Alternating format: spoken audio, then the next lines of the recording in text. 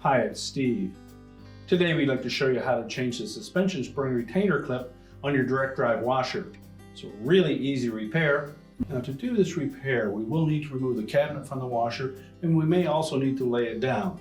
So the first thing we'll need to do is turn off the inlet water supply, remove the fill hoses and the drain hose, disconnect power to the washer by pulling out the plug, and then we can start our repair. Now next we'll need to tilt that console back so that we can remove the cabinet. Now your model may have screws that go down through behind the end cap, maybe on the back. If there are no screws visible, typically all we'll need is a thin putty knife. We'll go in from the front, and you'll meet resistance from a spring clip. Just depress that clip. At the same time, rotate up on the front of the console.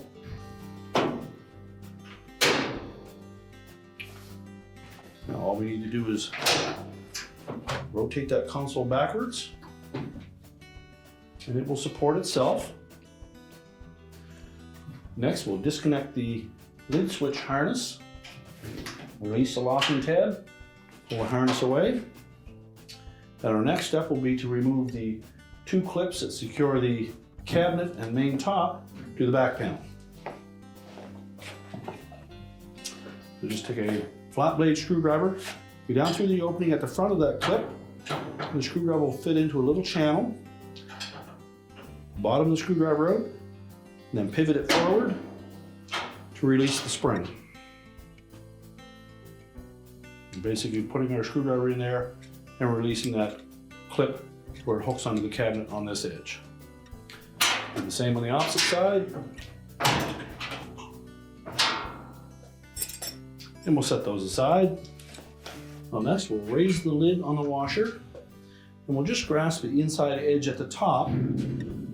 We'll tilt it slightly towards us. Now with the cabinet removed, we now have access to that spring retainer. If the spring is still attached to it, there will be tension on this bar, but it's still safe to remove this screw.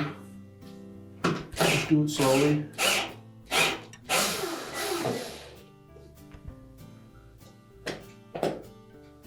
You can then lift the spring and bracket out of that retainer.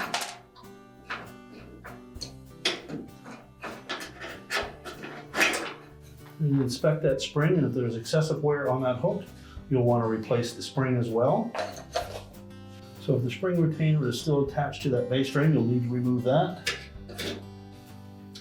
Now if the old spring retainer is still attached to the base frame, you'll need to remove that. The easiest way is to pull it back through that opening. So grasp the leg at the back and pull it in through. Discard the old one. Essentially what we want to do is bring that loop through the front.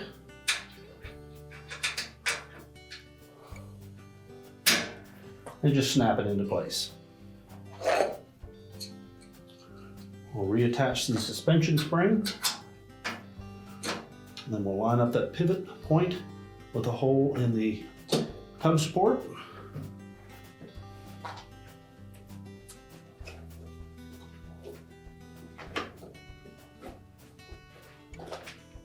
And secure it with a screw.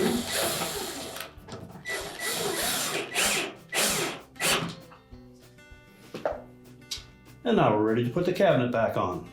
Now as we position that cabinet over the base frame, again we want to make sure that that bottom lip at the front of the panel goes in underneath the base frame. And then while looking down through that lid opening, we can see where those two hooks are on the base. And line that up top. Tilt the cabinet back. Also make sure that we pull that back panel forward enough that the cabinet will sit down over the fill valve. Then just check the rear corners to make sure that they dropped into place.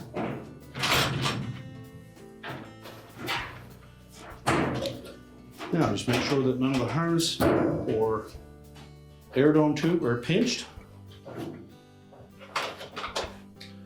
We'll take our mounting brackets and we'll engage the straight vertical end up into that slot on the back. Line it up with the two slots in the top and then press it down into place until it latches. Do the same on the opposite side. Put that straight vertical piece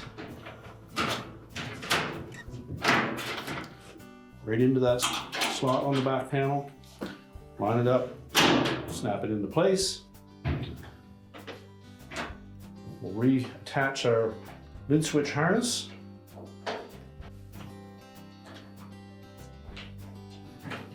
Make sure that locking tab engages. Now we'll rotate that console into position. We'll make sure that we hook the rear of that console, those two little hook-shaped feet, into the rear holes on the main top. And the spring clips will fit into the larger holes towards the front. Make sure the back panel is tucked up in underneath the top of the console. Line up those rear legs.